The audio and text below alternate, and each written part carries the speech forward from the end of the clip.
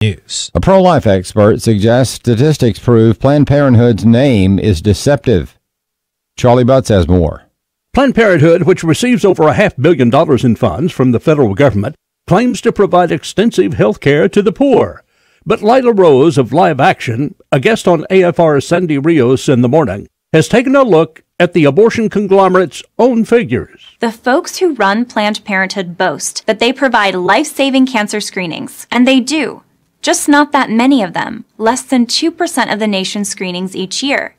They talk about providing breast exams. They do, but just not that many of them. Again, less than 2% of the nation's total. When a patient seeks an abortion, for example, several steps are taken, such as pregnancy tests, prescriptions, and so forth, and they add those up to suggest several patients, when it services only for one. They talk about providing ultrasounds, but the last thing they want to do is show a pregnant woman an image of her growing child. So they don't.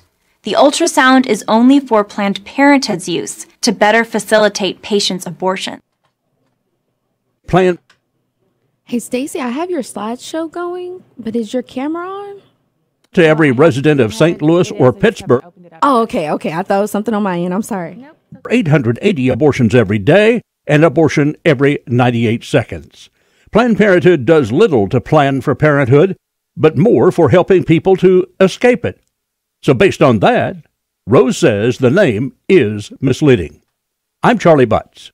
And a U.S. steel plant in Illinois is bringing back hundreds of workers because of President Trump's announcement of a 25% tariff on steel imports. Phones are ringing off the hook at United Steelworkers Local 1899 on the announcement that U.S. Steel Corp is restarting one of two blast furnaces at its plant in Granite City, Illinois, and bringing back some 500 steel workers who were laid off there in 2015. This is such an important start to getting families, hardworking families, back to work. Illinois Senator Democrat Tammy Duckworth, steel union reps tell Fox News that workers could be back on the job there as early as a couple of weeks, with the plant fully functional within a couple of months. In Chicago, Jeff Manasso, Fox News. For American Family News, I'm Rusty Pugh.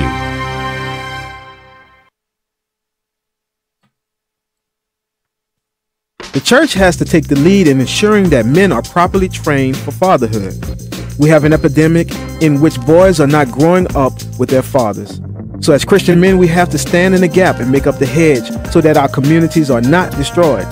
When we see fatherhood as a blessing and not an inconvenience, we will see children as spiritual weapons in our arsenal. Blessed is the man whose quiver is full of them. Join us in the battle to strengthen fatherhood. UrbanFamilyTalk.com.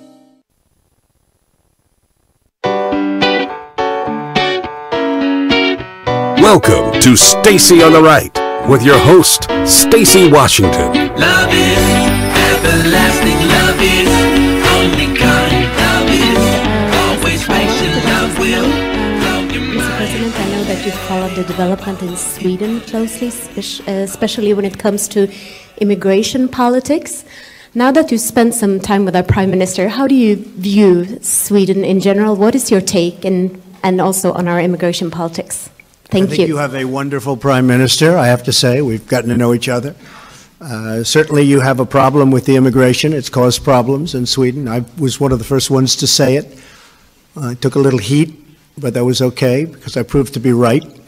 But you do have a problem, and I know the problem will slowly disappear, hopefully rapidly disappear. But as far as our relationship with Sweden, it's going to be only stronger, only better, both in a military sense, in a trading sense, and economic sense. You know, Sweden is I think the eighth largest investor in the United States. And they like me very much because the market is up almost 40% since Election Day. So I've made a lot of these business geniuses look even better. So they like Trump. But you know, it's been up very substantially. But I believe Sweden is about the eighth largest investor in the United States, and that's quite an achievement. Well. So that was President Trump speaking to reporters as he stood with the Prime Minister of Sweden yesterday, and they were doing a little bit of chitter-chatter and some open questions from reporters. And the president had no problem calling out something that he's called out many times on the campaign trail and many times in his speeches to Americans, directly to the face or in front of the Prime Minister of Sweden. And I don't think he did it to be insulting. I just think it was something that the reporter asked about. And instead of shying away from it or trying to do talking points or trying to be politically correct, he just went straight for it. And that's exactly what's needed in this situation. Just, shoot from the hip. As much as people hate the shoot from the hip nature of the communications that come from President Trump, you have to kind of respect it because you pretty much know what it is that he's thinking, that's what makes all of the accusations that he's lying all the time so funny, because he doesn't seem like he has very much of a filter between what goes on up here and what comes out of his mouth, for better or for worse. Welcome to the show, everybody. Stacy Washington, host of Stacy on the Right. StacyOnTheRight.com and UrbanFamilyTalk.com. The call lines are open 866-963-2037. Today on the show, we have a fantastic selection of guests. We have George Ferrell, who's the founder of BlakPac. And we have this super amazing, I'm not going to say super cute, because that's kind of almost not even good enough. It's not good enough for this couple. They are, first of all, they're a couple. They're married. They have 4 kids. And they happen to be rocking the permanent tan, such as myself.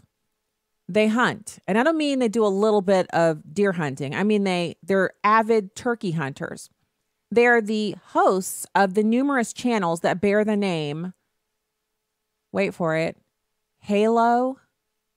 And Halo stands for Henry and Lakeisha Outdoors. They've been featured all over, and I found them on Instagram through Women's Outdoor News. And I just can't wait to speak with them. They are so interesting. And so we did a teeny little meet and greet on the phone yesterday. And I can't wait for you guys to hear this couple. They don't just hunt by themselves. Their kids hunt with them. They have a wide range in the ages of the kids, some little ones, and then what looks to me like a preteen. I'm not sure exactly how old she is, but really, really cute channels too. They're on Instagram. They have videos. They have pictures. They have images. God-fearing couple. The husband happens to be one of his many jobs that he does is he's also a pastor. And then you've got the mom who's a stay-at-home mom, or actually he's an ordained elder. I'm sorry, not a pastor, but an ordained elder. And so you're going to love hearing from them, how they've made the outdoor lifestyle into something that works for their family, that's beneficial to them, where they actually hunt and do so many things that people on the left find reprehensible, scary, frightening. And so I missed them, the couple of them that Henry and Lakeisha were at SHOT Show. I missed getting a chance to meet them there. And then they also went to something called NWTF, the National Turkey Hunting Federation. We'll talk about it with them. I didn't even know such a thing existed, but apparently turkey hunting, those things are huge. They're like beasts. They're enormous. Apparently, it's such a huge thing that they have their own conference about it every single year. Leave it to Americans. We will never, ever not have a conference about something we're interested in. So we're going to talk to them about all of that. It's going to be fantastic. So right now, I want to pivot over to our subject for this first segment. And this is serious business because I keep hearing these kinds of comparisons being made. And if it's one thing we Christians are tasked with doing, besides glorifying God in everything that we do and discipling people to Christ, it's correcting falsehoods that are put out there by people who they may mean well, or they may be intentionally trying to deceive other people for the purpose of advancing a political agenda. And so before we listen to this clip, I just want to give you a little taste of something so David French, who I respect greatly, but I disagree with him a lot on his perceptions of President Trump.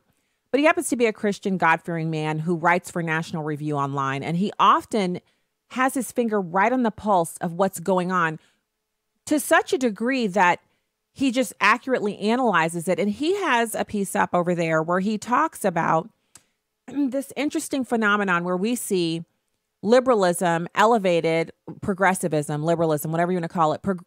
It's elevated to the point of almost being a religion unto itself. And the fervor that we see with people, the reason why they're triggered, the reason why people are physically ill and emotionally unable to cope with the dissenting view is because they have attached a religious-like fervor to their belief in certain things like the LGBT agenda, climate change, global warming, global cooling, schmagagony, all the different things that are tenets of the left, where we on our side, we don't feel like we have to really justify it that much. It's like, hey, you know, I'm right, move on. I got work to do. They're at the altar with these issues. They're literally giving up their lives to these issues. And I think it bears us considering that God-shaped hole or empty space or whatever you like to call it, where God belongs there, it's that longing that we have for him, that we know that we belong to him. And in our human endeavors, we seek to fill that void. And the only thing that truly fills it is him. For people on the left who aren't Christians and definitely have a disdain for it, they don't even see how much of a religion they've turned leftism and progressivism into. And so there are numerous examples of them using religious language, if you will, to describe why they do what they do or why they believe what they believe. And so I thought that was interesting. I read the piece by David French yesterday, and then I stumble upon this audio by Governor Chris Cuomo. He leads the state of New York. And he says that when you get to the pearly gates, God's going to ask you if you've been a good progressive. It's number 2. Look, there's no doubt that the mayor and I have political differences. We just view progressive politics differently.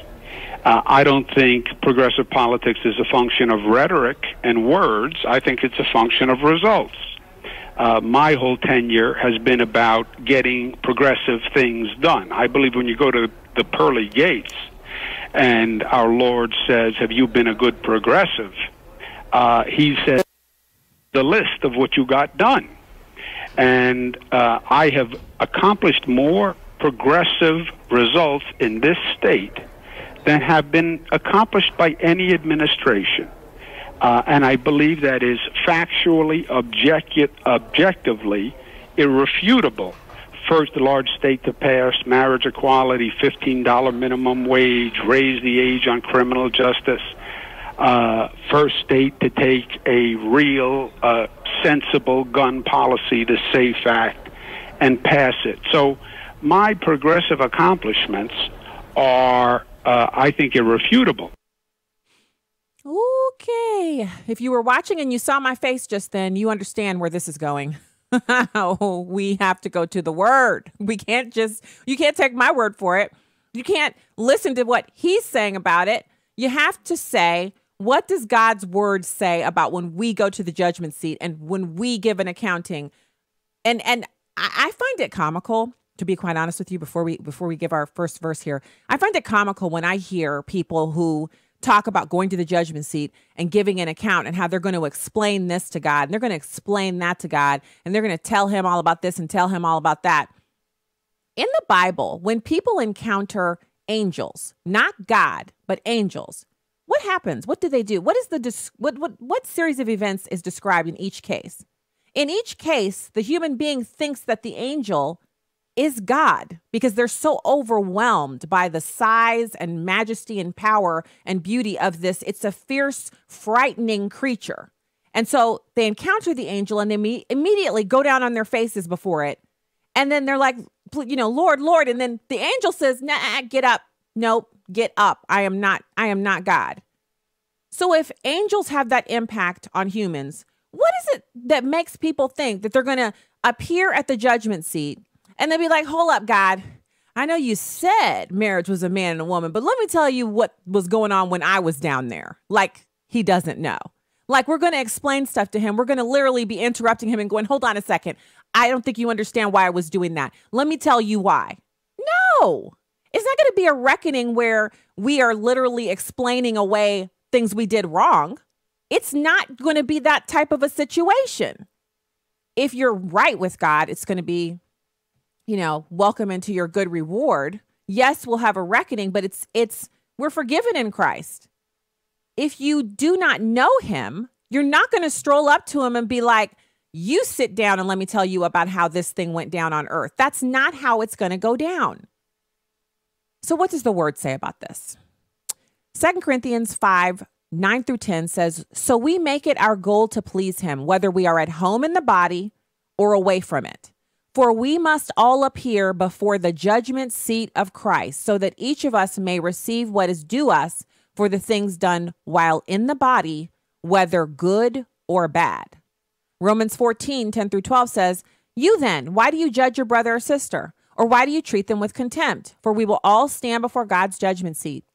It is written, As surely as I live, says the Lord, every knee will bow before me, every tongue will acknowledge God. So then each of us will give an account of ourselves to God. So what is Chris Cuomo talking about? He's going to be like, what have you done for progressivism? And he's going to say, I passed marriage equality. And then he's going to expect what? Golf claps from God? No. The Bible is very clear about the union between for marriage being between a man and a woman and God. It replicates the Godhead, Father, Son, Holy Spirit, triune God, three persons in one. And we represent that in our marriages.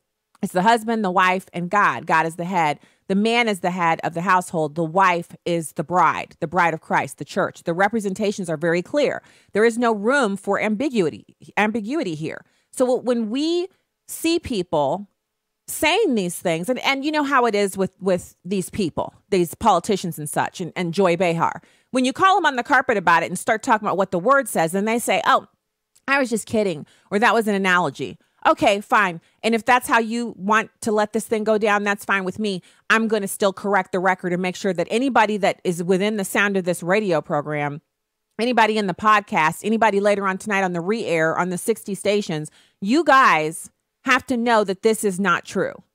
First of all, our God has no political affiliation. For him, it's not about politics. It's about the condition of your heart. Have you given your heart to Christ? That's what he's most concerned with. And then after, did you love? Did you love people the way he loved us? He loved us so much that he allowed his son Jesus to take all of our sins upon himself and literally bear the weight of all of the sins of all of humanity at one time, and then die for it and experience a human death, which he never had to. Why should he have to experience that unless he chose to give himself up to that? That's what he's going to be concerned with. And so progressivism, even on the side in which I reside, conservatism, he's not going to be concerned with this policy versus that. He's going to say, did you obey me? Did you read my word? Did you love my people and feed the poor, take care of the widows, look after the homeless? Did you obey me when it was inconvenient, when others hated you, when they shunned you, when they said, you can't come sit with us anymore? Did you say, okay, forget it, I'm fine with gay marriage? Or did you say, nope, I'm sorry, that's what the Bible says. If you don't want me to have dinner with y'all anymore, I'll miss you. Which will be for you?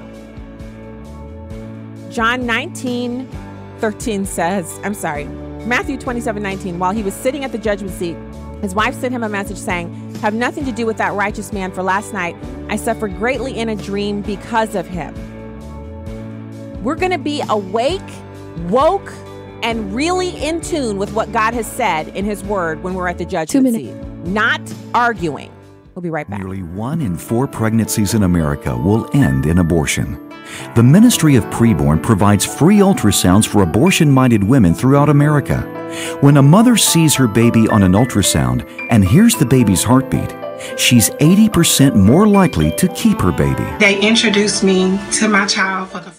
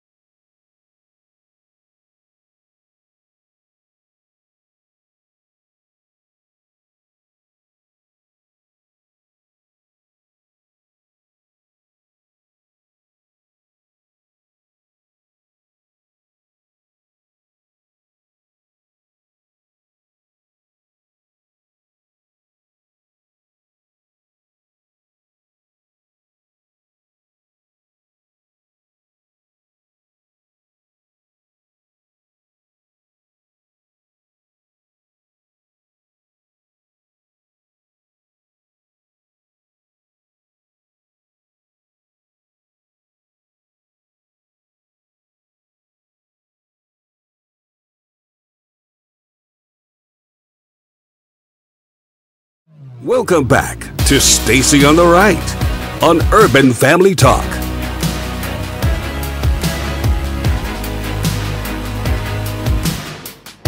Hola. We're back. It's good to be with you. StacyOnTheRight.com is the website. At Stacy on the Right on Twitter and Instagram. Visit me over there. I have some pretty good tweets, if I do say so myself. And also, it's my pleasure to welcome our next guest to the program. Now, this is someone that I greatly respect and have it's been so much fun to see what he's been doing with his activism. And so it's a pleasure to have him on the program with us today to discuss a ton of just our news of the day and issues that we're going through nationally. And it's George Ferrell. He's the founder and chairman of BlakPac. George, thanks so much for coming on. Oh, thank you for having me, Stacy. It's an honor. I admire what you do. You know, I'm glad that we're going to get some real talk in here, and I want to start off with BlakPac. Can you tell the listeners what it is, why you founded it, what you guys are doing? BlakPac is a political action committee that works to elect black conservatives across the country. It's founded by my wife and I, Sandra Ferrell, and also Jennifer Carroll, former lieutenant governor, along with Angelia Boynton, who's the chairman of the Marion County, Florida School Board at the time. And we just did not see enough diversity within the Republican Party, and we didn't see the Republican Party addressing that issue because the results speak for themselves. If you have only one black Republican senator and two black Republican congressmen, either you don't care, or out of 635 people in Congress, or you just don't want to address the issue, or you wish it would go away. So we figured that we needed to put some emphasis on that, have people recognize that until we work as a group to make sure our party is diverse at all levels, school board, state reps, also at the congressional level, then people will not take our efforts at diversity and fairness seriously. And it's also, people, when we approach them, will see it as an insult because they won't take us seriously, which is why you have a person as brilliant as Dr. Carson being attacked. You know, how do you attack a man who's a brain surgeon? And that's why we founded BlakPac, to make sure that people take black Republicans seriously, that we take ourselves seriously, that we're taken as a vital part of this party, because you cannot win any statewide seat in the South without black Republican support. Okay, so that is a perfect segue. Your answer is totally on point. I mean, thank you, George, because what you've done is you've taken something that is kind of discussed in maybe closed rooms, dinners, you know, what they call family meetings. These discussions happen, and people ask these questions. And I find that blacks who are maybe not as, like, they don't put signs out in their yard, but they're still aware. And you bump into them at maybe you're getting your tire fixed or something, and you bump into them, you're both waiting, and they might say, oh, you know, it's always a news channel that's on, and someone will say, both sides of this argument are fools. And then you're like, oh, why do you say, and then you get into this conversation. When they find out you're a conservative, they'll say, oh, why would you associate yourself with Republicans? You just be an independent, because neither side really cares about us. And then it leaves the black conservative in a position where you then have to you're backpedaling, you're on your heels, because they've now launched an assault that's really difficult to defend, because it's like, when's the last time you beat your wife? Well, you're trying to defend the negative. Why don't Republicans care anything about black people? That's not accurate, but it is so well accepted to be a fact. And then when we don't see black Republicans in elected office at the national level, like you said, in Congress, in the Senate especially, then it kind of proves that negative. And then to take it a step further, what I find is when I talk to these people, like if we I'll say, well, wait a minute, let's just admit that, you know, no party is perfect, but the Democrat platform doesn't match up with what I believe. They don't argue about that. They'll say, oh, there's plenty of stuff in the platform I don't agree with. But then they'll say, when Republicans don't knock on our doors, they don't come in our neighborhoods, they don't set up a storefront, Republicans don't run ads on urban radio, or they'll start running them 30 days before the election, and who's listening to that?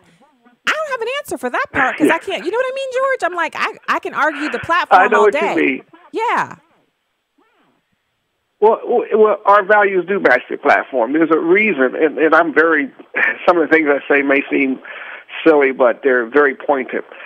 I know that Latin families, the women in those families aren't allowed to leave the house until they're married. That's a traditional Latin family. That's a traditional Indian family. That's a traditional Asian family. That woman is not leaving that house from that family until she's married. That's a conservative value. Blacks have that value. There's a reason that we have a higher birth rate. We really don't believe in abortion, and we will have that baby no matter what our economic situation is because we know the future's going to be better.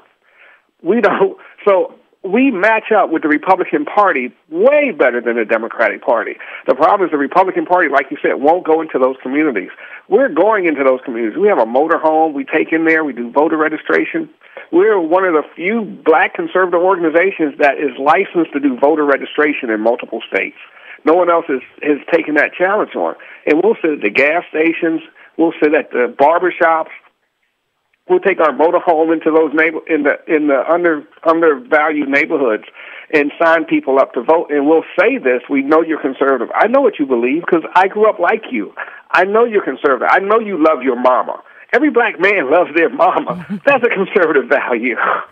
And once you communicate that, they understand. Maybe I should look at this Republican Party, but the Republican Party has to bring us in and say, look, we need more of you out here. We need to elect you to school boards. If the schools in your area are bad, it's your fault because you're not on the school board.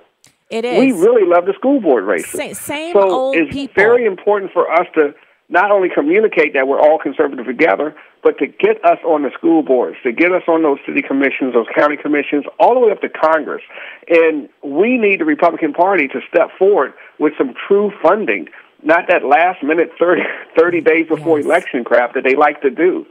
And as a matter of fact, let me be real honest. I really don't want the Republican Party to give out their message because it's condescending.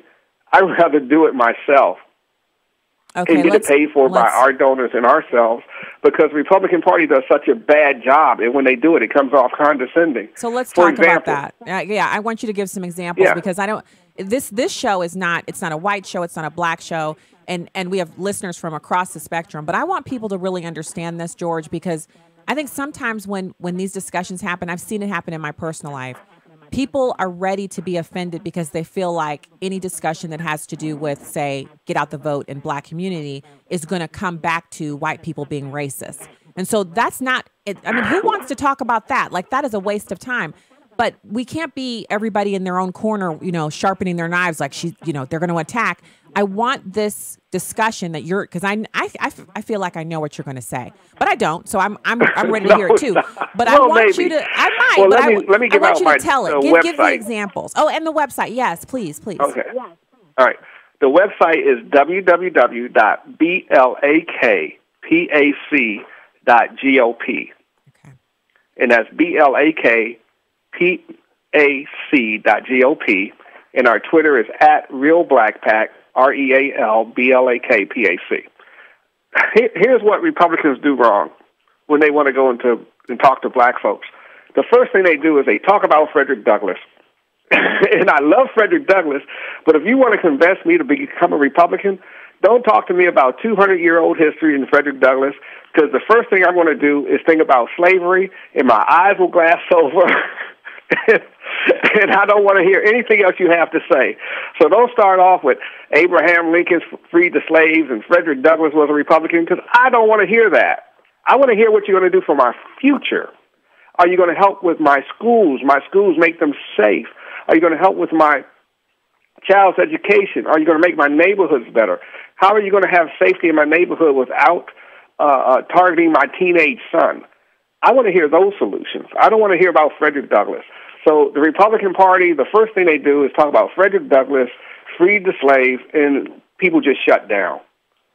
I don't have time to give you a history lesson to explain why you should be a Republican. That's the first mistake the Republican Party makes. And I love Frederick Douglass. I know it's the 200th anniversary of Frederick Douglass, but it's not going to help me get to my future. What's going to make my future better? Lower taxes, better schools, safer streets. How is the Republican Party going to help me do that? The Republican values are the values that make your streets safer, the Second Amendment, where you legally have the right to have a firearm, school choice, where you can educate your child in the school of your choice, whether it's private, whether it's public, whether it's homeschool, and lower taxes, which creates job opportunities for the guy who washes cars on the corner. Now I can keep my books and records and not know that I have to pay 50% of what I make to taxes. Those are the things that are Republican values that Republicans are doing that we have to explain better to get more blacks, working class, government employees into the Republican Party. So I want to also talk about, and so, I mean, excellent points there, especially on the kind of what the Democrats are now calling kitchen table issues. Like we just discovered we have kitchen tables, and now all of a sudden we've got to put our issues on them for the first time. We have these things that are very serious, George. Like when you talk about safe neighborhoods, so the first thing you have to point out, and I know I'm so with you on that whole history thing.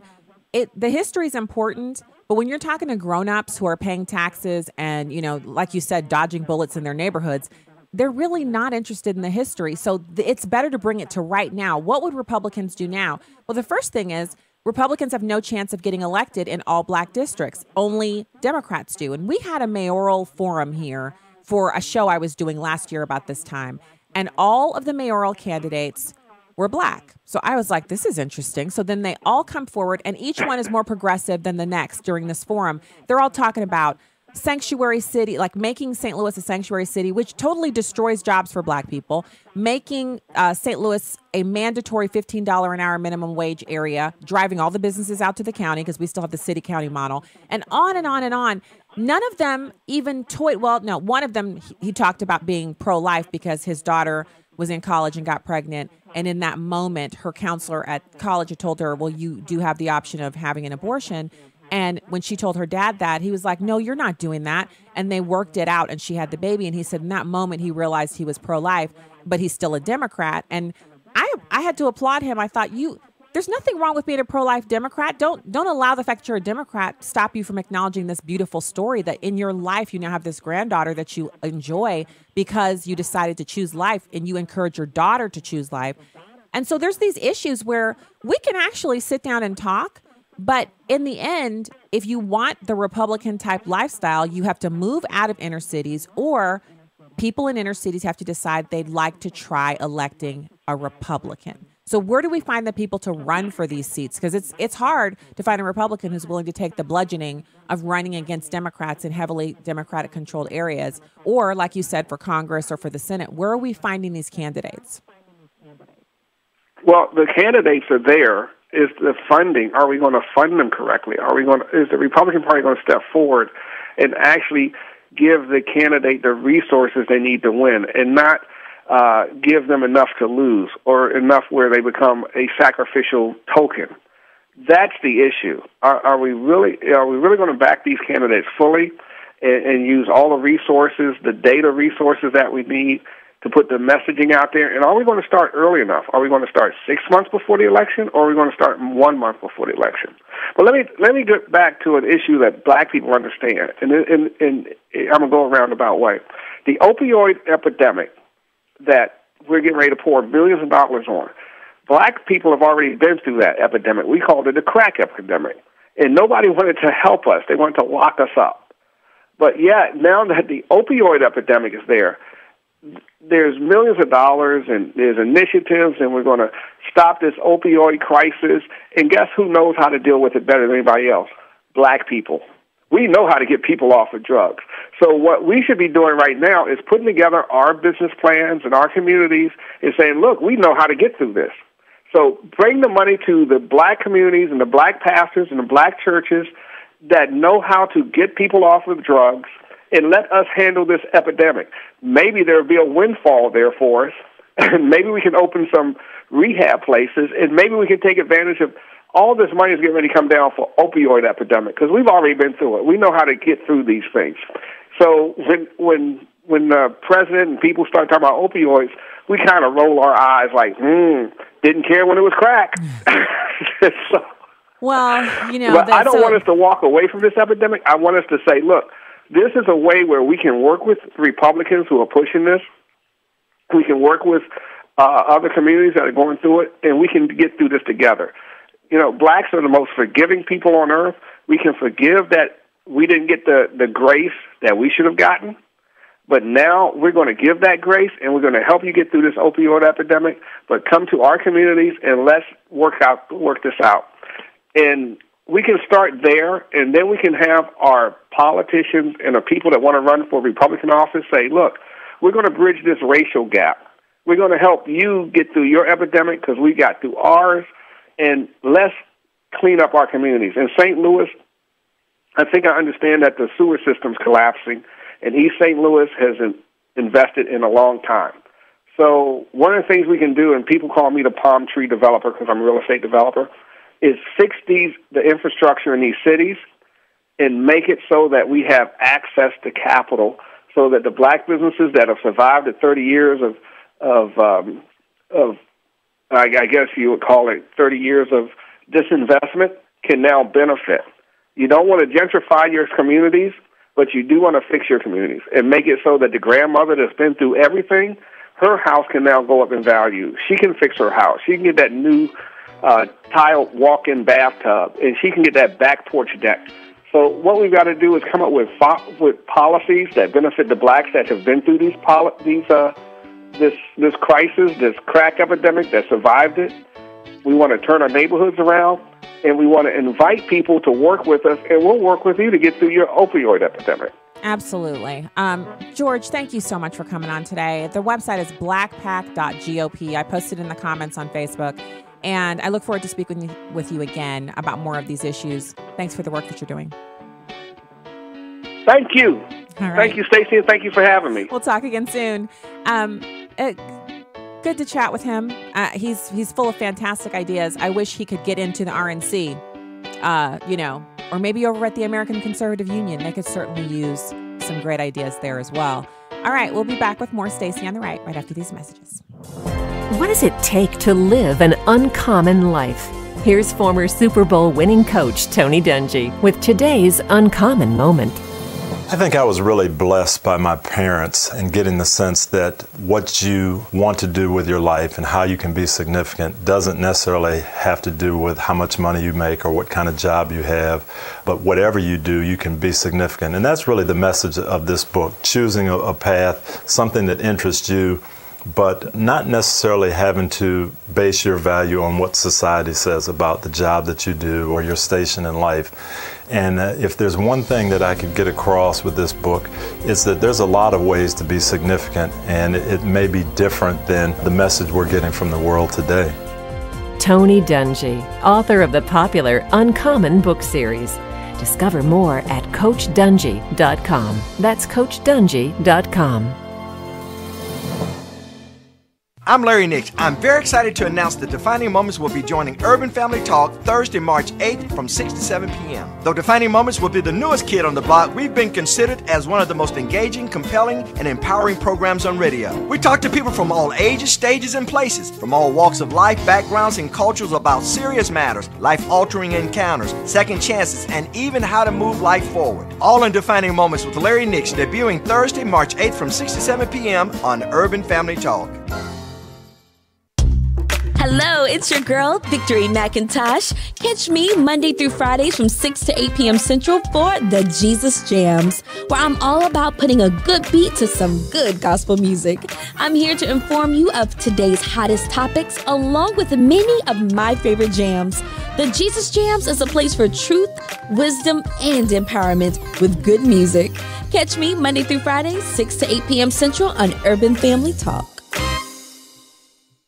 Hi, this is Steve Tiber with 8 Days of Hope. We've been all over the country helping disaster victims who lose everything. It's truly a blessing. I really don't have the words to express. And yet, they see a glimmer of hope when a volunteer shows up. Building the home, that's the second reason we're here. The number one reason is to share the gospel and give them hope. It's everything that's right in America. I mean, it really represents the best that we have to offer. That's one of the main reasons for doing it, is being able to be the hands and feet of Jesus and coming out and working with so many wonderful volunteers. I just feel like it's important in this day and age to teach a child how to serve. Please go to our website, 8daysofhope.com, and click on Get Involved, submit your email address, and the next time we go anywhere with a disaster, we'll invite you to come along as well. I love coming in the job room because you can see These pieces of paper, they aren't just a piece of paper. Right. It's a family that's hurting, and it's a gospel opportunity. You know, I just thank God, you know, for this moment. I mean, I'll be back in my home, and I know it's going to be awesome. Come love others with 8 Days of Hope. Welcome back to Stacy on the Right. It was quiet. It was not nervous at all. Razi is still shaken. So much so, he's asking us not to use his last name as he recalls school shooter Nicholas Cruz visiting his Coconut Creek pawn and gun shop just a few months before the massacre at Stoneman Douglas. This is the one that he wanted. He says Cruz was shopping for an AR-15. And I asked him, as the first question I ask everybody is, how old are you? And I believe he says, oh, I'm over 18. And I said, well, you under 21? And he said, yes. And I said, well, I don't sell any firearms to under the age of 21. The store owner says Cruz tried to argue and convince him to sell him a firearm. He responded saying this. And I said, because I don't need an 18-year-old to buy a weapon and clear up his high school with it. Not when it's, not if I have anything to do with it. That's what you told That's him? why actually I tell him, not just him, I tell it to every kid who comes here to buy a weapon. Razi says he didn't make much of it and left to Israel, where he first heard about the tragedy. And I logged in online and looked for a picture of him. And when I saw the picture, I said, yeah, he was in my store. He recently got back and found this review about him from a Nicholas Cruz online saying, quote, very judgmental and denied me customer service. I mean, had chills really coming down my spine. I mean, I said, thank God I have not sold this monster the weapon. You know, he says this policy he has isn't very popular, doesn't make him any money, but he sure is relieved tonight. We're live in Coconut Creek. I'm Christian De La Rosa, Local 10 News. All right, so welcome back to Stacy on the Right. Call lines are open at 866-963-2037. Happy to chat with you about any of the conversation we just had with George Ferrell, founder of BlakPac, or any of the other things. We were listening to some audio of this gun store owner who actually had, a few months before the shooting, an encounter with Nicholas Cruz where he tried to purchase a firearm. And he was of age, but when he said he was not yet 21, he said, I don't need to be selling you a gun and you become a school shooter. Oh, my goodness. So he says he now has chills and he's just really upset and kind of, you can imagine how he would feel knowing that he actually encountered this man who was planning to shoot up a school that far in advance of what he actually did. I guess we could say he probably sleeps well at night knowing that his policy of not selling to people under the age of 21, did him well in this instance. But for every person like Nicholas Cruz who buys a gun to do a mass shooting, there are literally tens of thousands of people who buy guns and don't ever shoot them at all. They have guns that have never been shot at a person. They've only been used in target practice, or some of them never even taken out of the box. I mean, you know how Americans can be in our consumer culture. So it's a interesting story, and I think it's really sad that, it's always easier to look back. Hindsight, that's why there's a saying, hindsight's 20/20. So I want to talk a little bit about gentrification, and George mentioned that you can actually have gentrification and not have it be the negative, detrimental type thing that people, that people always think it is. Like you're thinking gentrification has to mean that people are pushed out. And often it does. But I think this is a function of cities not planning well when they see neighborhoods turning around. And one of the things that can be done is simply block granting from a city, simply saying if a neighborhood's composition changes, a certain percentage of the residents cannot be, because it's a kind of a natural forcing out process. Everything becomes more expensive. People don't want to live there anymore because the neighborhood has completely changed and their home is in disrepair while every other building around them has been remodeled to the point of, HGTV vans showing up any minute. And so the grocery store is now like a Whole Foods where everything's 3 times as much, and it's just not conducive for living there anymore. And the people who are doing the changing of the neighborhood, they like the upscale nature of it because it means less crime, because it means the police will have a stronger presence there. And the people who are moving in are much more likely to cooperate with the police than the current residents. So a lot of cultural changes have to happen in the Black community in order for us to, I feel like we should welcome families moving back into the city. We should welcome a more mixed neighborhood environment because it more accurately reflects the way most people live. Most people don't live and shop and pump gas and go to church and work with only one ethnic group. I know there are people that do, but for most of us, we're weaving in and out of different communities, if you will, during our everyday existence, going from work, picking up kids at school, going pumping gas, buying groceries, all the stuff that you have to do in the course of a day. You're not in any one homogenized environment. I think it's actually a key component of what we see going on in inner cities today. The problems that we have there, obviously the root of it is the breakdown of the nuclear family. The fact that more of the households have women as the head than intact families. But once you get outside of that problem, which that exacerbates everything else, it's the root of all of it, you still have cultural norms in the inner city that exist nowhere else. They don't exist in rural areas. They don't exist in suburban areas. So we have to be willing, in any problem, you have to be willing to say, what role does my behavior play in this situation? What am I contributing to this, issue that I can change? And so there are some changes that could be made to improve the prospects. And then, of course, again, I just go back to who doesn't want their neighborhood to become more upscale? Who doesn't want to have neighbors that kind of spur you on to improve your own property? I think that's one of the things about suburban living, that it's kind of, it's feast and it's famine at the same time, because everything's really nice. If anything goes not so good, you have to fix it up really quickly. So it's not, you can't have any deficits in spending going on, because you need to have some funds available to keep your place up and keep it in good repair. And so it keeps things nice, but it also places pressure on families. So again, then it goes back to the nuclear family. The intact nuclear family is much less likely to have a poverty situation. If you are married before you have children and you finish high school, you have less than a 3% chance of falling into poverty. So that's important. It's important to keep that at the forefront of decision making. So I'm glad that he discussed those things, and I'm really happy to see BlakPac, and I hope they grow and they do even more than what they've been able to accomplish so far. I hope that really takes off. And so now I want to pivot over to the Senate Democrats. There's what the Right Scoop is calling a woke report. Senate Democrats would lose 5 seats in Trump states based on new polling. So this is by Axios, before anybody gets their, little underwear bunched up. Axios has a new poll out. And they're not typically known to be favorable to conservatives in their reporting.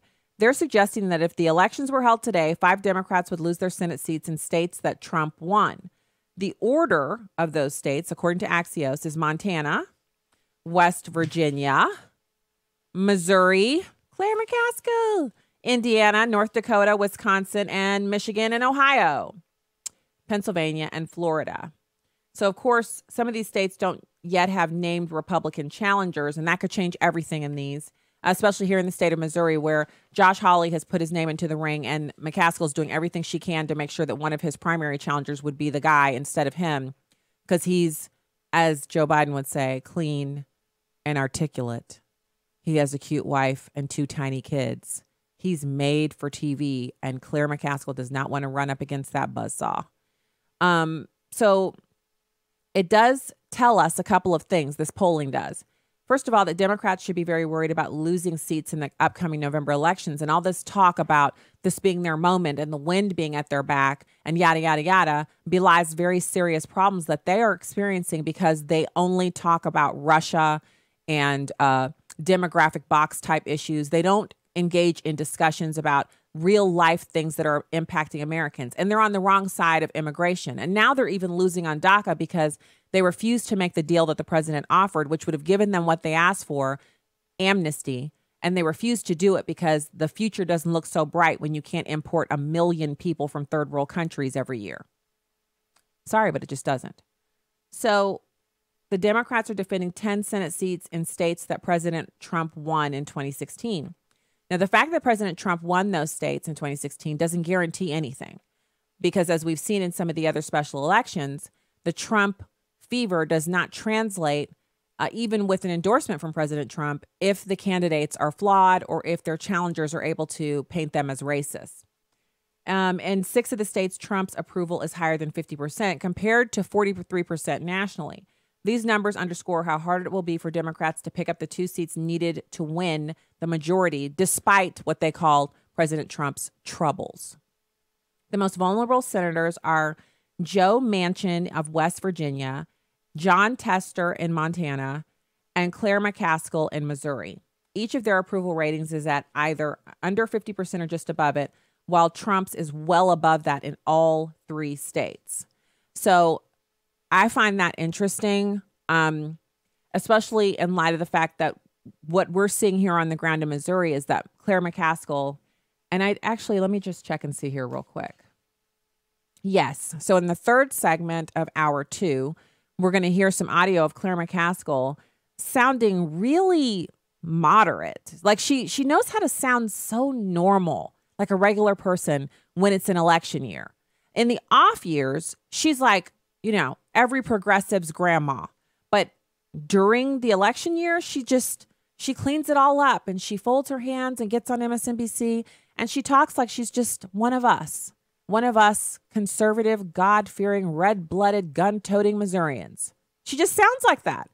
So we'll listen to that in the 3rd segment. But I want for people in these states where there's a chance that the Republican could win, a strong chance, for us to decide early on that the best candidate is going to be someone who can actually win.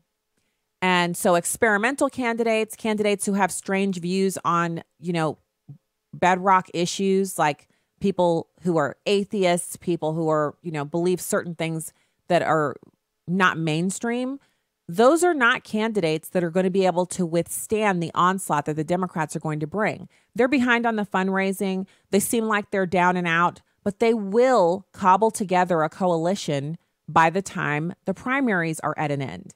And they will launch the same attacks that they have launched time and time again that have worked. In fact, Claire McCaskill actually literally wrote the playbook on how she destroyed Todd Aiken's opportunity to win the seat that she went on to win. They're going to replicate that behavior all over the country. If they can't call you a racist, they'll call you a misogynist. If they can't call you a misogynist, they'll say you're a member of the NRA and you're a terrorist.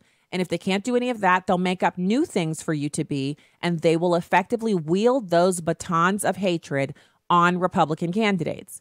So we need people going into these contests, the head-to-head matchup with the Democrat for the seat. The person who goes up for that seat has to be strong enough to withstand that. Someone who can actually get behind a microphone and cogently discuss issues like abortion. Not discuss it and sound like someone from out of 1901. Someone who actually sounds like they live in this century and they're able to discuss whatever it is that they're asked about.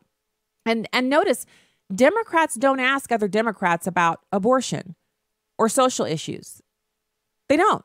But they'll ask a Republican in a heartbeat because they think to themselves, and sometimes it comes true, that a Republican is going to give an answer that's outside the mainstream.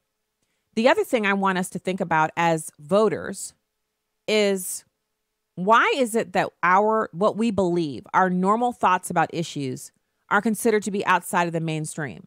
Because we believe in science that something that's growing is alive, and a baby is a baby is a baby. So you can have your technical terms for it, but a zygote turns into a baby. I've never met a woman who, when you say, oh my goodness, they're like, I'm pregnant with a zygote. No. I'm expecting a baby. Yes, because a baby is going to come. If you leave things be, a baby's going to come. That's not outside the mainstream. It's not outside the mainstream to believe that Jesus Christ is the Son of God, that he died and was resurrected and rose on the 3rd day and sits at the right hand of the Father. It's not outside the mainstream to believe the Bible. It's not outside the mainstream to believe that a marriage is between a man and a woman. I know what the law of the land is. I know what the Supreme Court said. The Supreme Court also said that I'm a piece of property at one point in the history of this nation. Are you telling me you think the Supreme Court is infallible? I don't think so. It's manned by people. They've made mistakes in the past. They've had to reverse themselves in the past. They may have to reverse themselves again in the future. Look, the only thing that matters, obviously, is that we are right with the decisions we're making when we reach that judgment seat, as we talked about earlier in the hour. But when it comes to these voting situations, we really need to pick better candidates, and then we need to support them because we know they're going to get beat up by the Democrats. But so what? So what? Let them defend what they believe. We don't have to defend anything if we are in line with what God's word says. All right, when we get back, we're going to have hour 2 here on Stacy on the Right on Urban Family Talk and American Family Radio. Stay there.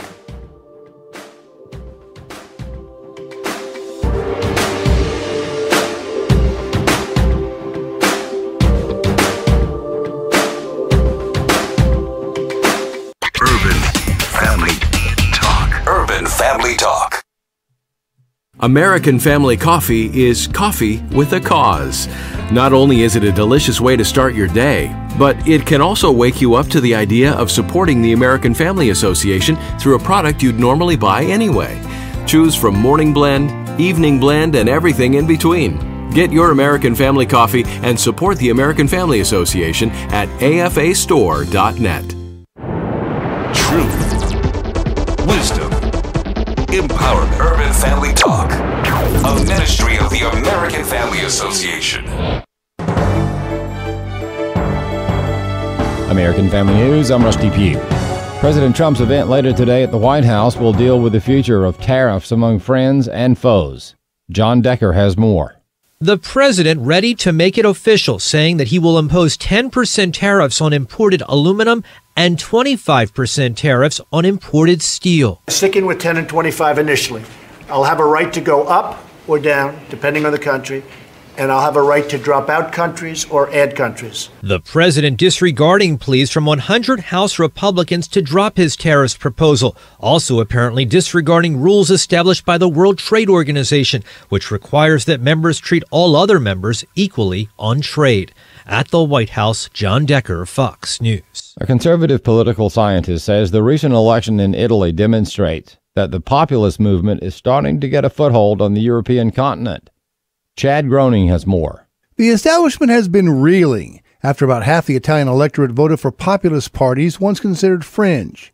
The biggest winner was the Five Star Movement, which won about 32% of the vote, followed by the League, which has been described as a far-right, anti-immigrant Eurosceptic party. As in other European countries, the Italian voters were concerned about the hundreds of thousands of recently arrived migrants from the other side of the Mediterranean. Dr. Charles Dunn is Professor Emeritus of Government at Clemson University. He says this is a wake-up call for Europeans. Time is short. They are beginning to recognize that they need to act and act quickly. So the Five Star Movement in Italy signifies that the call for change is coming much more rapidly and with much greater influence. And Dunn says, like France and Germany, Italy is clearly influenced by the immigration debate. So people are beginning to vote in new leadership with the help of a populist movement that is beginning to stand against terrorism and immigration that's changing the tenor, the culture of Europe. And that's the key thing.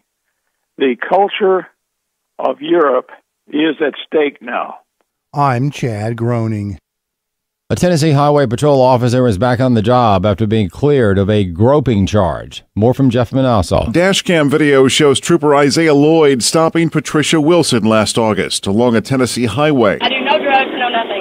Swear to God. She was briefly frisked, then given a field sobriety test before being let go on a seatbelt violation. She claims she was groped, only to be pulled over hours later near her home by the same trooper over a tint violation. She's suing, claiming harassment, though the Tennessee Highway Patrol says Trooper Lloyd acted professionally. Prosecutors are also not pursuing a case against him, but say that his actions were inconsistent with his training. He's slated for remedial training. Jeff Manasseh, Fox News. The trial opens for the man accused of murder on board a submarine. Lillian Wu reports.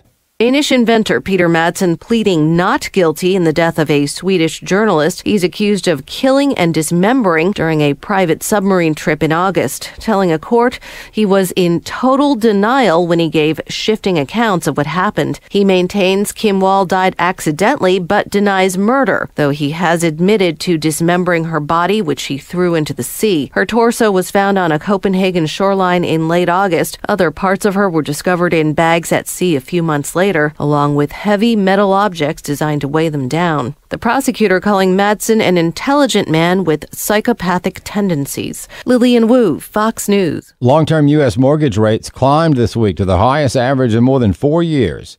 Mortgage buyer Freddie Mac says the average rate on a 30-year fixed-rate mortgage climbed to 4.46% this week from 4.43% last week. The rate on the 15-year fixed-rate loan rose to 3.94% from 3.90% last week. Mortgage rates have been heading upward for the past 9 weeks. For American Family News, I'm Rusty Pugh.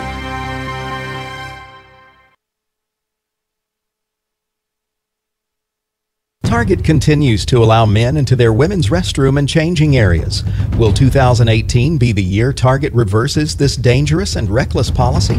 Protect your family. Don't shop at Target. Sign the boycott pledge at afa.net.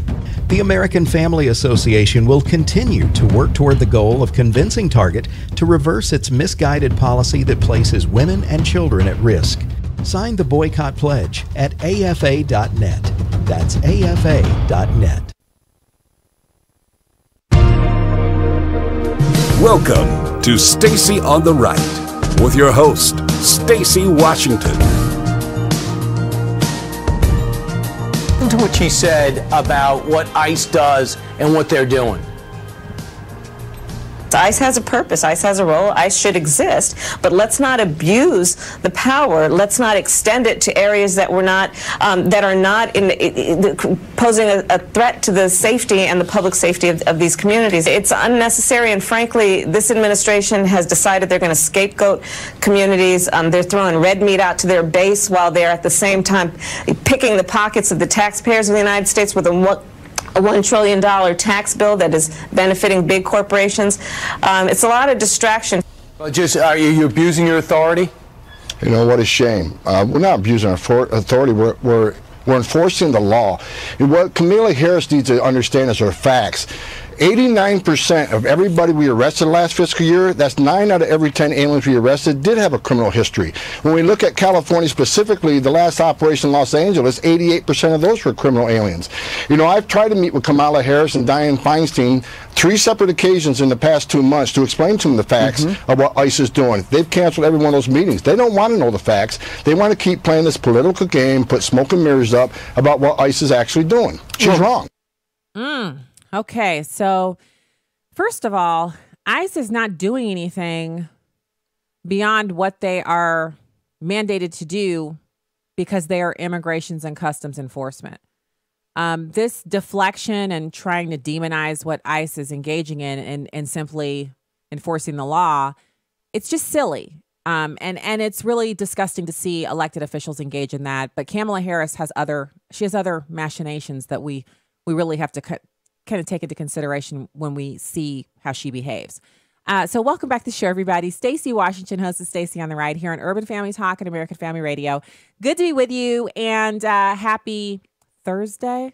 So getting real close to Friday, which means the weekend. Yeah. Okay, so call lines are open, 866-963-2037, at Stacy on the Right on Twitter and Instagram if you want to join in over there. So we were just listening to these California senators who won't even meet with immigrations and customs enforcement. And why should they need to meet with senators? Like their jobs don't even intersect. The reason they need to meet with them is because these senators are advocating for people in their state, not like this mayor who let 800 ICE detainees, potential detainees, because they were never detained, gave them advance warning that they were going to be detained. And now that we're getting the records on these people, we're finding out that they were rapists, child molesters, pedophiles, armed robbers. So this whole idea that people are here in this country illegally and they're not committing crimes is true of some of the people who are here illegally. Some of them are law abiding, other than the fact that they've broken immigration law.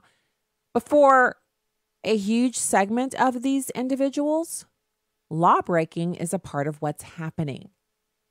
And so if someone has broken the law, why should they be given a pass just because they're here illegally? I mean, if you're in a community that you feel is over-policed, why would you be okay with other people who are breaking the law not being policed at all, being given advance warning?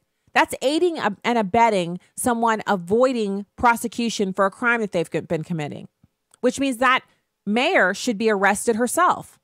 Am I right? Okay. Possibly you disagree. I don't know. It's fine.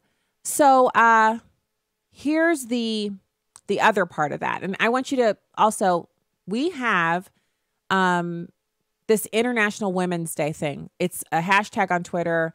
There was a declaration made by the White House.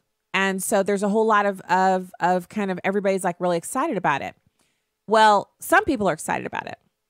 So I saw some people that I respect greatly, women, tweeting me about it today. And I was retweeting and kind of joining in the fun. There's a little graphic that's been created for the day. Twitter has given one of those tiny little emojis. So if you type in International Women's Day with the hashtag symbol, a little like sign of the woman, you know, the circle with the downward thing that comes up. And so you would think, okay, you know, what's the harm? Well, the origins of the International Women's Day are kind of spurious. I had a girlfriend who she often is like on the leading edge. When you think you're doing something, she's like, well, do you know why you're doing that? And then she drops a hammer. And she says a Google search shows that International Women's Day was started in 1910 by the International Socialist Women's Conference to celebrate on March 8th. The International Socialist Women's Conference. So that kind of rules me out because I'm all about that capitalism. I'm here for the capitalism.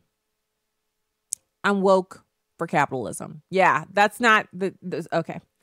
And then the other thing is, and we're going to be playing some audio today on the Hamilton Corner. I'm guest hosting that program today for Abraham Hamilton III. It's on American Family Radio and here on Urban Family Talk. And if you care to tune in then at 5 p.m. Central, you're going to hear some audio from Tucker Carlson from last night, where he began a series that he's going to be doing for the next 4 Wednesday nights, where he's going to talk about the state of men in America and how men aren't men anymore. Now, this isn't Tucker Carlson jumping on the bandwagon and talking about how men are horrible. He's actually talking about how this negative perception of men and this push to do everything for women and to leave men out in the cold is actually damaging our society. And the information that he gave was, I mean, it's eye-opening, it's thought-provoking. And as Christians, we have to be concerned because we need men to be strong and capable, just like we need women to be strong and capable, but in different ways.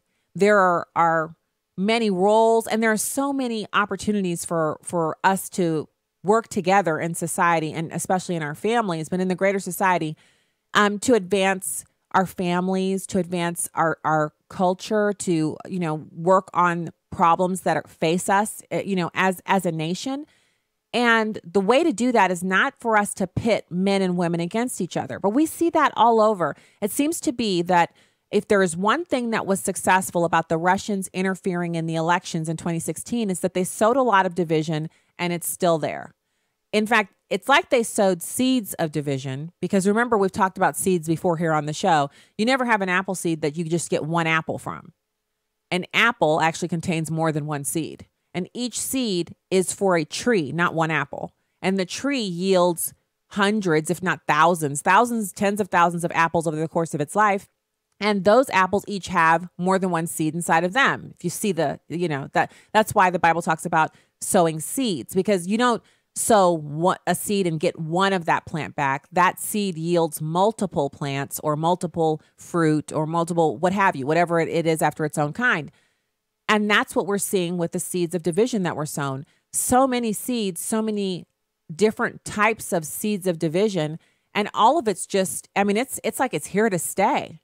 And I really think the only way we're going to get rid of it and see the end of it is if we've got to pray about it. And we've got to ask God to show us where we're doing that, where we're engaging in that, and help him to help us see with clarity how we can stop and really start looking at each other as, look, we disagree on this or that, but we're still Americans. Because a divided America is weak and more susceptible to the wiles of our enemies on the national or international stage. So now I'm going to pivot over to Laura Ingraham, and she's talking about the tyranny of the expert class. And I love this clip because I just said something similar earlier this week. I think I was talking about how everyone seems to think they know better than Donald Trump, and some people very well might, but these so-called experts keep missing the Trump truth, which is, if they had solutions before the Republicans, why didn't they implement them? If they knew how to stop our trade imbalances, why didn't they? If they knew how to get the business tax down to 21%, why didn't they? If they knew how to do any of the things that Donald Trump has done, like lowering illegal border crossings by 70%, why didn't they? Why didn't the Republicans on their own, before Donald Trump ever came on the scene, get prosecutions of gun crimes up 33% over what they were the year before? If they knew how to reduce regulations, 21 regulations for each new one eliminated, if they knew how to do that, why didn't they? I think we know the answer. So now I want to listen to Laura Ingraham. She's blasting and busting the tyranny of the expert class. Trump busts the tyranny of the expert class. That's the focus of tonight's angle. The experts have been wrong on so many things over the last few decades. Think about it. They've been wrong on China. They were wrong on the Iraq War. They were wrong on Libya, wrong on immigration, and dead wrong on trade. President Trump has promised to shake up the system on behalf of the American people, which he repeated today. The United States has been taken advantage of by other countries, both friendly and not so friendly, for many, many decades. I'm here to protect, and one of the reasons I was elected is I'm protecting our workers, I'm protecting our companies, and I'm not going to let that happen. What did the GOP establishment expect after he got elected? That somehow Donald Trump would become like one of them? Trump won by defying the conventional wisdom of the establishment, and he has continued to do just that. Donald Trump in politics is an innovator, and he's not afraid to break with the establishment's orthodoxy to do what he thinks, in his best judgment, is the right thing for the American people. And so, so we talk about these trade imbalances, and we discuss this a little bit, every day here on the program. We've talked about the difference. Well, first of all, it's kind of a matter of course of government that once something is started, no one ever stops it. No one ever says, hey, we've been doing this for 30 years, 40 years, 50 years. Maybe we should think about stopping it. No, people just keep doing it. They're just like, oh, well, we got to keep doing it. Why? Because we've been doing it. And we don't want our funding numbers to be different next year than they were this year, because it might make it look like we're not doing anything because we don't need more money. I mean, honestly, that's the reasoning. So after World War II, we needed to give, kind of basically say, we'll take a trade imbalance to help prop up Europe and help them get back on their feet. But now that they've been back on their feet for decades, we still need to have a trade imbalance. Why?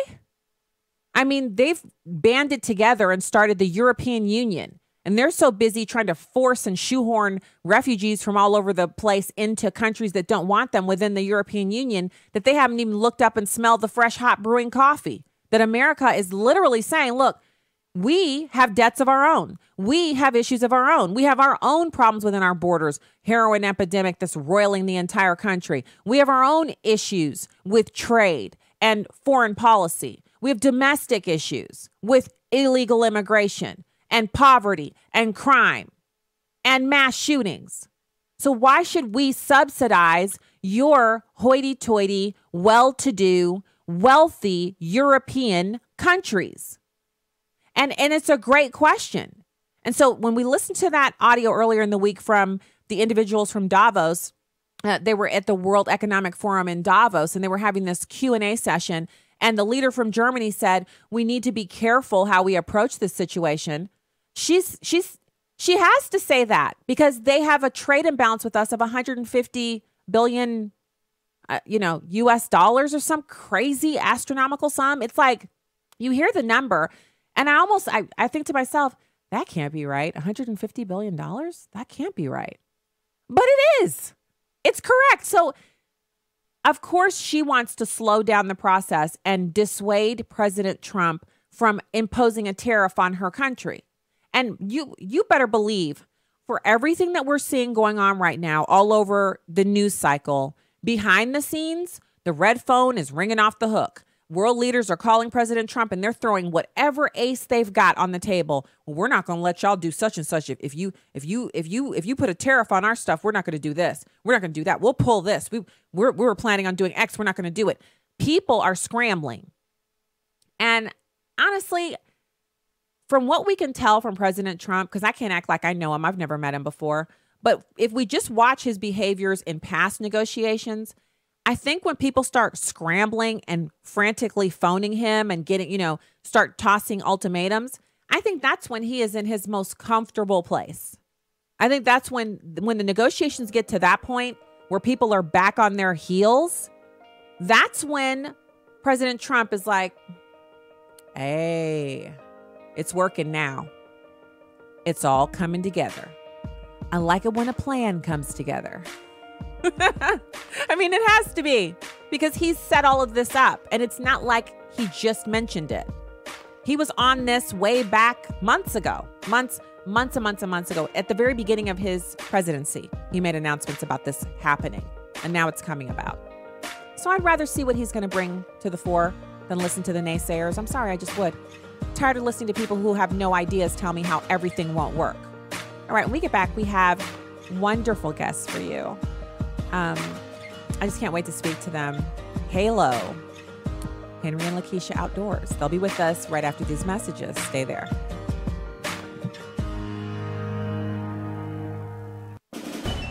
Well, September weather in Washington, D.C. is generally very, very nice. Hello, everyone. I'm Tim Wildman, president of American Family Association.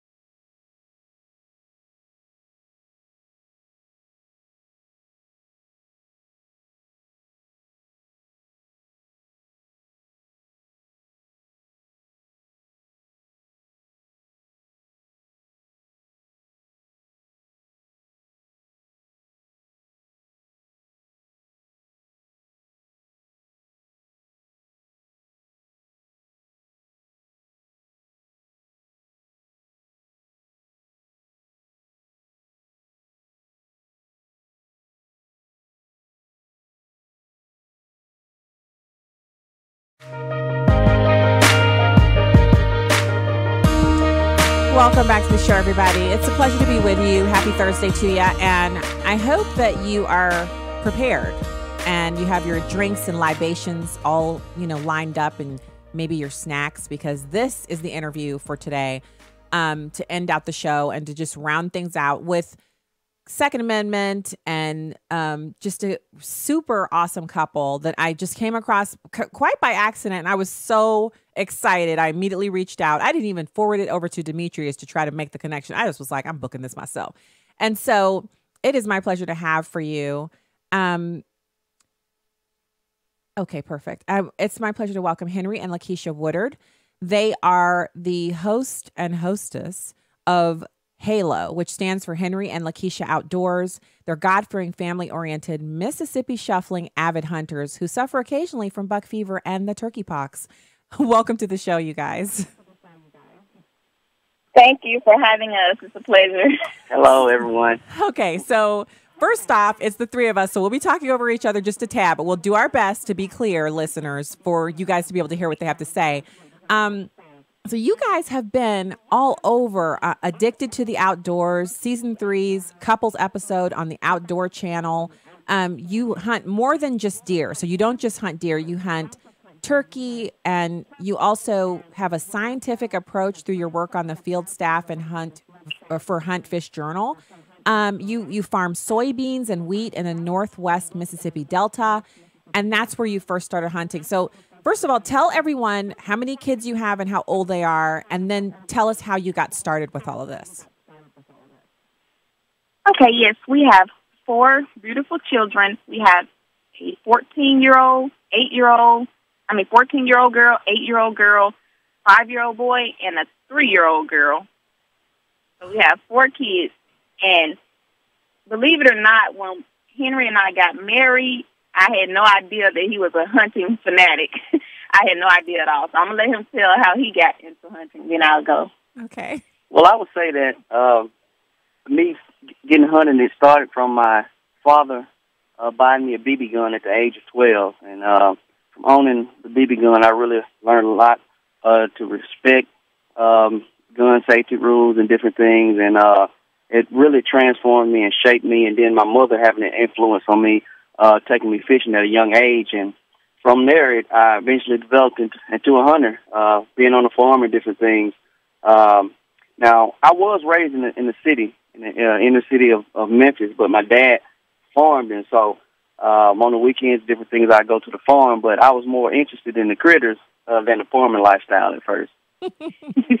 And me, Lakeisha, I was a city girl. Henry, he would just leave me every weekend and go hunting, and I'm like, why are you leaving me every weekend? What's going on? So he was like, well, just come out turkey hunting with me. And I was like, well, okay, I guess I'll give it a try. I always say, if you can't beat them, join them. So I went out with him. He said, all you have to do is just come film me turkey hunting. You don't have to do anything else. Just film me with the camera. I was like, well, okay, let's just give it a try and see what everything is all about. So I went out there. I saw Henry. He was calling in the turkey. The turkey was responding back to him, and I just saw the action in so close up. It was, like, unbelievable. And then from that day forward, I have been addicted to turkey hunting through the lens. And he told me after that, the next time we went out, he was like, now this time, you're going to shoot the turkey. You're going to go out there, and you're going to take a shot at it. And I was like, well, okay. And after that, I've been hooked, addicted to turkey hunting and hunting, period. And thus my turkey ending days ended. Okay, I have to say, so if you're listening to the show, if you just tuned in, I'm speaking with Henry and Lakeisha Woodard, who are the host and hostess of many channels of fantastic content, all under the name HALO, which stands for Henry and Lakeisha Outdoors. And so if you, first of all, you have to go to Instagram and you have to scroll through, and so Lakeisha makes hunting look good. There's pictures of her with, firearms, holding them and saying, shoot responsibly. And they should be, in my opinion, they should be National Rifle Association ads. They're so well shot. And then the videos, so there's one of you guys where Apparently, your husband is trying to maybe get under your skin a little bit. He keeps handing you what looks like a camera, but I don't know because I have no hunting experience. And you keep moving it out of the way, and he keeps handing it. And I have watched that little, I don't know if it's a GIF or whatever it is, but I've watched that one like 80 times. Like, I just laugh so hard. So there's all kinds of content, pictures of their beautiful kids, all that. Yeah, no, tell more, please. No, on that video, Henry, he loves to aggravate me when we go hunting. I didn't even know the camera was rolling, and I was telling him to give me the binoculars because I thought I saw a turkey. And he just kept giving me a turkey call. And I'm like, no, I don't want that. Give me the binoculars. And he said, he kept giving me the call, and it just was so aggravating. So that's what it was about. It's so cute, you guys. You have to go see that. So then, okay, let's talk a little bit. So you're a full-time mom, Lakeisha. Your husband is an ordained elder and locomotive electrician. So you guys have, I mean, you're not just your average run-of-the-mill like people you bump into at the Target. You guys are interesting, like on your own. And then you do this. So how long have you had, like you have the Facebook page, Halo Chronicles, YouTube, Halo Chronicles 1, Twitter, Halo Chronicles, Insta, Halo_Chronicles, and HaloHunting.com. How long have you guys had this kind of more organized approach to it where you're sharing what you're doing with everyone else? Well, we've had our Facebook page and worked in social media for approximately 4 years, and I believe we just came on board with Instagram and Twitter for a little over 2 years, something like that. Yeah, so... Okay, so let's talk about the God-fearing, family-oriented part of it. So right now, so you guys are hunters. I don't see a lot of political content on your pages, and I think that's really fun because it's an area where if you're, like, I'm in political advocacy, this is a totally new thing for me. It's almost like one of my escape channels where I watch the home decorating channel to kind of get away from my work. I can watch y'all's channels and get away from what I do. But there is a little bit of discussion right now on banning certain firearms.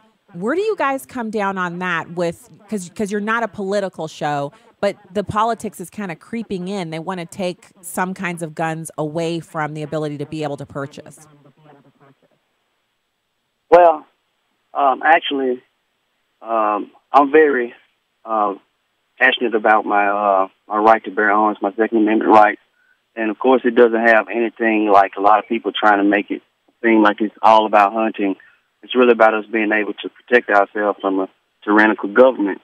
And one thing about in the Halo House, we really don't push the political agenda or even the religious or church agenda. What we really want you to do is to kind of see us, and once you put all the pictures together, you'll begin to realize, hey, there's something about them. You know what? They got to have God in their life. And not only that, but we see that they love firearms too. For example, in our household, I have 4 kids.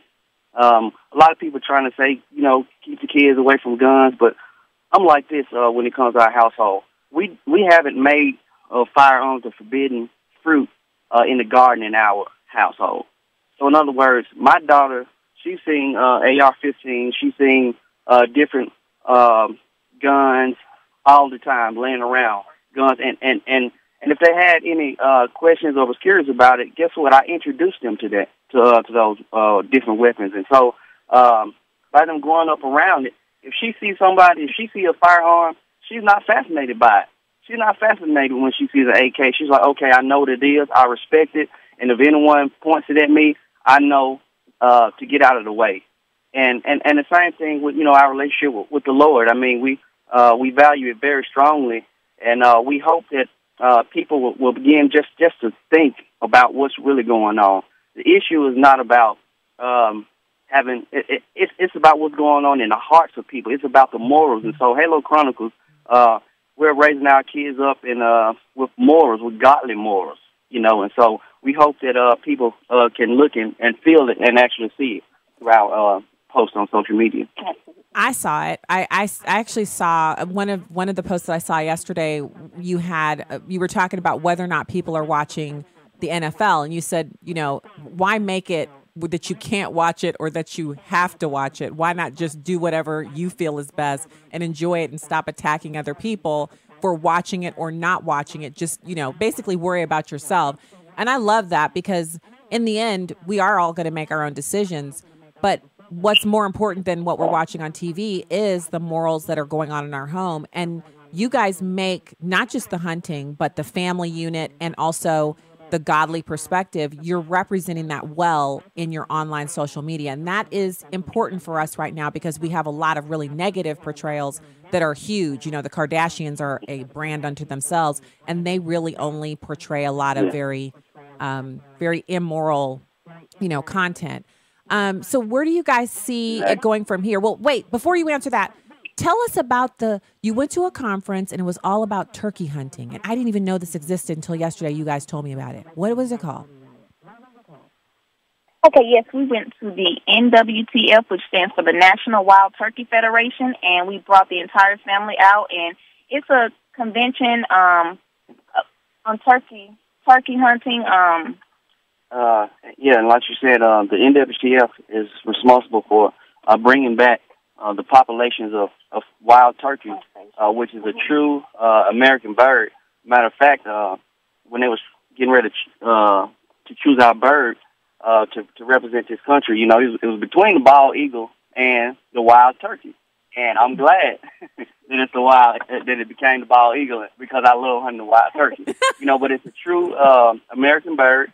And they celebrate the success of through conservation efforts and through money that's donated and different things they do. The wild turkey population is bigger than it has ever been before due to hunters, not people. PETA and different ones that say that hey, you're killing the animals. No, it's ethical and responsible hunters that's responsible for this explosion in the turkey population.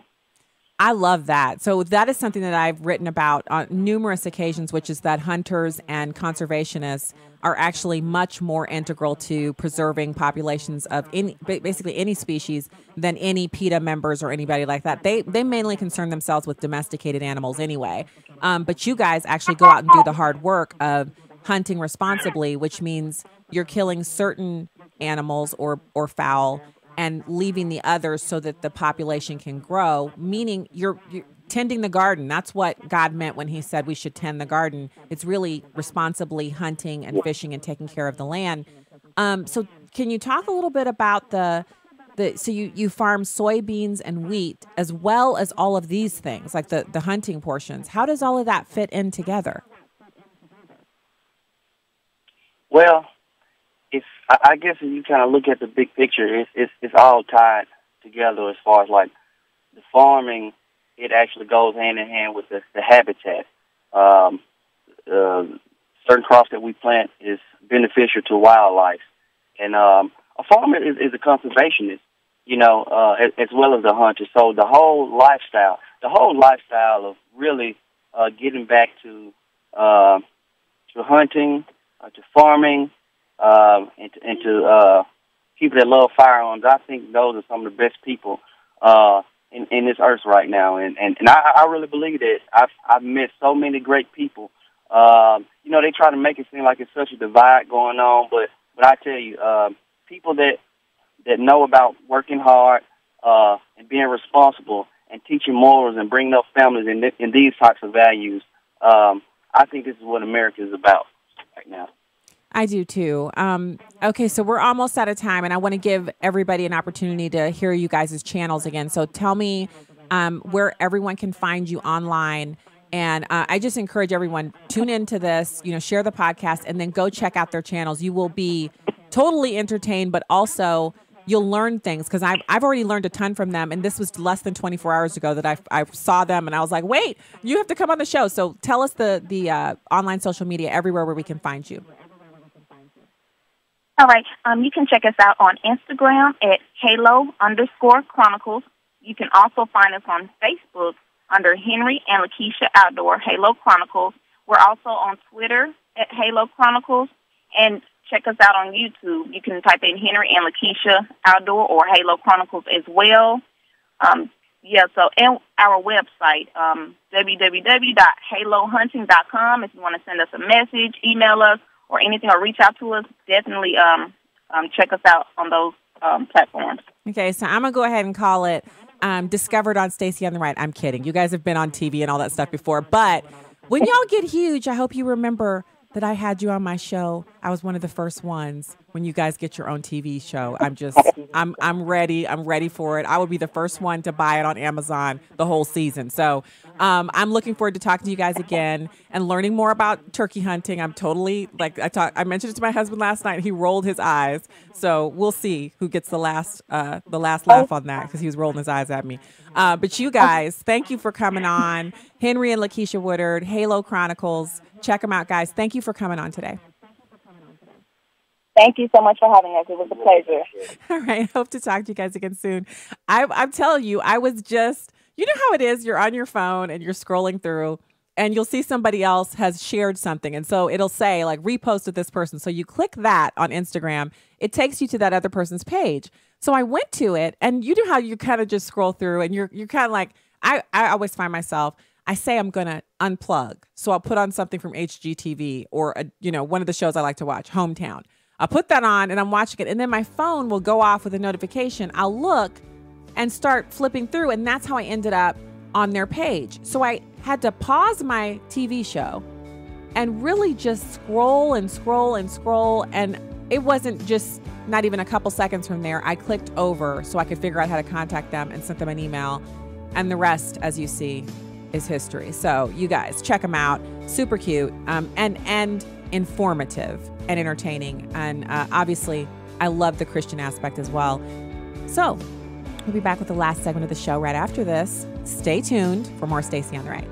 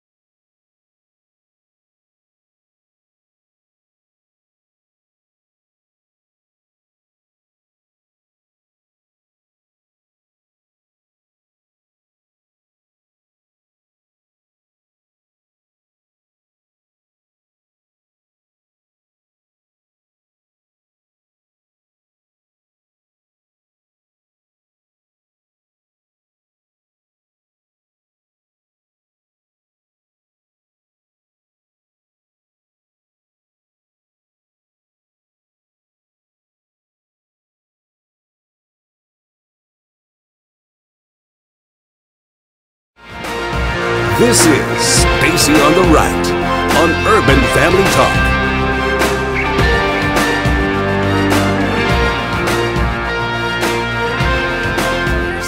Talking about ISIS and Turkey and even the gun debate, which has not really gotten this kind of sustained attention that you would think in the aftermath of this latest, most terrible shooting. And I wonder, is this, when you're in Congress looking at trying to deal with these issues, is this a cost of the scandals and the controversies that are surrounding the White House? Is there just not the bandwidth to deal with some of these issues that really affect people's lives, like health care, the issue you mentioned at the top? Yeah, I think it is a real problem. And one of the most damaging things that's going on, Susan, is there are some good things that are getting done on a bipartisan basis in the middle with compromises. They're getting no coverage. Right. You know, we've lowered the price of hearing aids significantly in this country, and those aren't covered by Medicare. That's a big deal to thousands of Missourians that can't afford hearing aids. Nobody in Missouri even knows it happened. It happened. It went through Congress. It went to the president's desk. We're going to bring down the cost of hearing aids by thousands of dollars. But you know what people in Missouri think? We're just up here fighting. Mm-hmm. The fight gets all the coverage. The chaos gets all the coverage. And as a result, the cynicism about our government, and that some of us are really keeping our nose to the grindstone and doing a lot of hard work, gets lost in this shuffle. And then people do something which I think is maybe not a good idea. They do something like electing a reality TV star president because they're so cynical about the swamp. That was Claire McCaskill on MSNBC. Welcome back to the show. Call lines are open at 866-963-2037.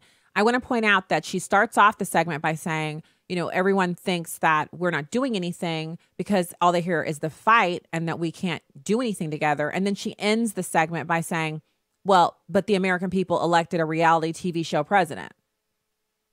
So the fact that Donald Trump was once on reality TV is a disqualifier for Democrats. If that's the case, so many of them are also disqualified because of their past work histories. The fact is, that's not the only thing Donald Trump did for a living. So it's just, you know, I don't actually care, you know, what kind of insults that Claire McCaskill chooses to hurl at the president. But I want to point out the hypocrisy in her saying they can't get anything done because they keep fighting when she's from the party of the people who do the most sowing of discord. And their discourse is often riddled with insults and cheap shots and the kind of stuff that prevents people from sitting down and working through problems. I feel like at the local level, and I've said this before, it's so much easier to work through problems at the local level, but that's even becoming really difficult because we're starting to see each other as just political enemies. And I recognize it in the way that people react when, like, so I don't run around in my private life saying, you know, I'm Stacy on the Right. I'm Stacy, you know, I host a radio show. I don't mention it at all because usually in the context of the conversation, it tends to kind of derail things. Like we could be talking about almost anything, me and any other person that I encounter. And this is encountering people is kind of what you do as a mom. You meet people because of the kids. And when you meet people because of the kids and you don't discuss what you do for a living, it's so easy to just talk about, oh, we're looking at colleges or, oh, you know, you won't believe the kind of stuff that pops up in conversations between people who've just met because parents tend to, you connect, you start talking, and it's just people to people. Until someone says, oh, you know, I hate Donald Trump or, oh, this or, oh, that. And then Trump comes into it. And then it's like, you know, all bets are off and people go into their corners and start dusting off their little boxing gloves because it's, you know, it's time to duke it out. I'm for him or I'm against him. It tends to also be that same way if, you know, you find out you're in radio. It's either, oh my gosh, that's so cool, or, oh. And once they say, oh, and lift the eyebrows up, I know, well, that's over. She'll probably never speak to me again. And it's not so much that I'm crushed by it, but I just think it's ridiculous because just up until before that moment, we were actually agreeing on how crazy it is that we have 4 games in 1 week. How are we supposed to live? Or we've been eating out at, you know, fast food restaurants all week because we had 4 games this week. The kind of stuff that you just talk about. It's like, how much more together can you get than that moment when you're in the line at the grocery store and the line is kind of long and you're looking around and noticing that there may be 20 people waiting to get checked out at the grocery store and there's only 3 checkers open. And now you're like almost thinking, how do I escape? How do I get out of here? And then you look down and you're like, ooh, I have this many items. And then you look at the person in front of you, you're like, ooh, they have twice as many items as me. And then you start looking around like, can I get in a shorter line? And then the person up at the front whose stuff is all bagged and loaded and ready to go, and all they have to do is pay, they break out a checkbook. And then the person behind them turns and looks at you like this. And then you acknowledge that look and turn and look at the person behind you.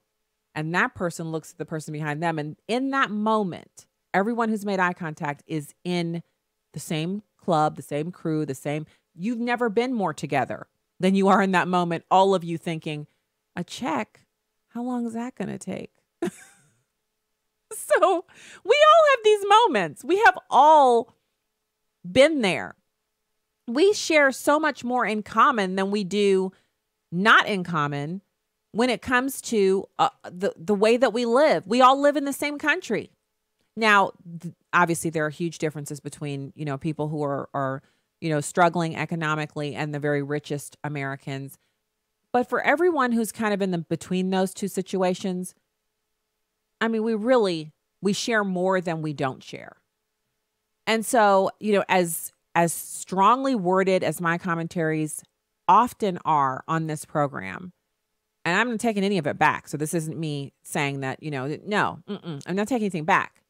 But I am saying that the things that we have in common that we can agree on, we got to kind of hold on to those. And we have to start seeing the other side of the argument, at least for the purpose of trying to understand where someone else is coming from. And then, I'm not saying that because I'm going to see the other side of abortion. I've already seen it. I already used to support abortion when I was in my 20s. I'm not going to start seeing the other side of capitalism and start advocating for socialism. I've seen what socialism can do in history books. I understand that it never works. There is no proper application of socialism that would make it suddenly work as it was intended. And obviously, I'm opposed to communism. But there are some things that we could come together on. And I think the school shooting thing, where the mass shootings and the degradation of our culture and how things are cracking out, I more often than not, as George from BlakPac was saying in the first hour, I'll encounter people and we're not that far apart on ideas. Now, they will tell you straight out, I would never vote for a Republican, and I no longer vote for Democrats, but that doesn't mean we can't find common ground on how to solve problems in our cities, in our families, in our communities, et cetera, et cetera. A lot of people that I've talked to over the years, when, those kind of bump into someone, strike up a conversation type things, the moral center seems to be a universal creed.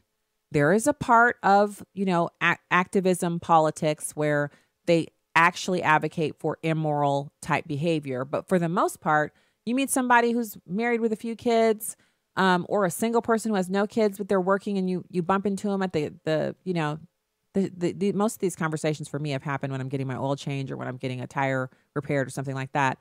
You meet them and you talk to them, and the moral center, that's not the issue. It's not that people don't believe in right and wrong and want more honesty, more justice, more of those types of things, more truth. It's just, how do you get there? And what mechanism would be best to get there? So, that, I guess that's one of those it is what it is type situations. So we did talk about the International Women's Day. I feel kind of, it's just kind of sad because there's a lot of people celebrating it today, I think, that have the best of intentions, but the roots of it are in socialism. And so that kind of makes it not so cool. But I wanted to give you some breaking news from the White House, which was in my email box at 10 after the hour. And the poolers are reporting that in the Roosevelt Room, the president signed 2 orders, one imposing a 25% tariff on imported steel and the other setting a 10% tariff on imported aluminum. And so beside him on one side stood 10 steel and aluminum workers from Pittsburgh and Kentucky. On the other side were Treasury Secretary Steve Mnuchin, Commerce Secretary Wilbur Ross, United States Trade Representative Robert Lighthizer, and Economic Advisor Peter Navarro. So those are the people who were present in the White House for the signing. Based upon the president's remarks, it appears that Canada and Mexico will be exempted from the tariffs pending renegotiation of NAFTA, which is a campaign promise that the president made almost from the very early days of his announcement that he was running. The tariffs otherwise will take effect in 15 days. And then they've promised to provide quotes from the event. Here we are. So the White House press office actually has a what you need to know that they've just issued from the press secretary. And I'll give you the highlights of that. And this is directly from them in the form of a press release. It says what you need to know about Section 232 investigations and tariffs. So what? Section 232 investigations help to determine the effects of imports on America's national security and give the president the ability to address any threats to national security by restricting imports through tariffs. So Section 232 of the Trade Expansion Act of 1962, as amended, gives this authority to the executive branch. And within 270 days of initiating an investigation, the Commerce Department issues a report to the president with the investigation's findings, including whether or not certain imports threaten to impair America's national security. The president then has 90 days to determine whether or not he concurs with the findings, and if so, use his statutory authority under Section 232 to adjust the imports as necessary, including through tariffs or quotas. Why? President Donald J. Trump has accepted the Commerce Department's recent conclusion that imported steel and aluminum threaten to impair the national security, and therefore he is taking action to protect America. And so this was January of 2018. So a couple months ago, the month of January, the Department of Commerce delivered the Section 232 report to the president. In February, the Commerce Department publicly released the Section 232 reports on steel and aluminum imports. And they concluded that the quantities and circumstances of steel and aluminum imports threaten to impair the national security. And so the president is acting to, in his words, take action to protect the long-term viability of our nation's steel and aluminum industries. And so that's directly from the White House. And they've also issued 2 proclamations, which are in the form of press releases from the Office of the Press Secretary, outlining the order of events or the timeline of events that led to this decision to impose tariffs. And I think it's, obviously, before I was on the press list, I wasn't able to kind of track through how these things happened. But you're going to hear that the president made this decision hastily, that he doesn't know what he's doing, that he's, wild and crazy and he doesn't understand anything. But this choice to implement these tariffs was made after an investigation and report from the Department of Commerce. So that flies in the face of any of these kind of insults that he just, he's just doing whatever he wants to do, like some crazed, maniacal toddler. He's actually acting on recommendations that come from within the Trump administration from some of these people, career employees of the federal government. Now, I'm not talking about the people who have been appointed by him that I named off who are cabinet members. I'm talking about the ones who created this report, who work for the Department of Commerce. So it closes out with, it describes his orders to the secretary. He orders the secretary to continue to monitor imports of aluminum articles and shall from time to time, in consultation with the Secretary of State, the Secretary of the Treasury, the Secretary of Defense, the USTR, the Assistant to the President for National Security Affairs, Assistant to the President for Economic Policy, the Director of the Office of Management and Budget, and other such senior executive branch officials, as the Secretary deems appropriate, review the status of such imports with respect to the national security. It goes on to refer to the different trade and expansion acts that cover this action, and it rescinds any and all previous proclamations and executive orders that are inconsistent with the actions of this one. And in witness whereof I have hereunto set my hand this 8th day of March in the year of our Lord 2018, and of the independence of the United States of America in the 242nd. Donald J. Trump. So that's what's going on right now in the White House. And like I said, don't be that guy at the meeting or that chick who every time someone comes up with an innovative way to try to do something, you yell, well, we can't do that. That's all I hear from the Republicans. If we can't implement tariffs to match the tariffs they already have on our goods, then what should we do? That's what I'm interested in hearing people tell me, not how we can't do this. Stop writing letters to the president, it's already done. Tell us what we should do instead. Or sit down. Setzenzi. Be quiet. That's what y'all can do. All right. That's the show for today. We'll be back with you at 5 p.m. on the Hamilton Corner. Come back. Listen to us then. God bless.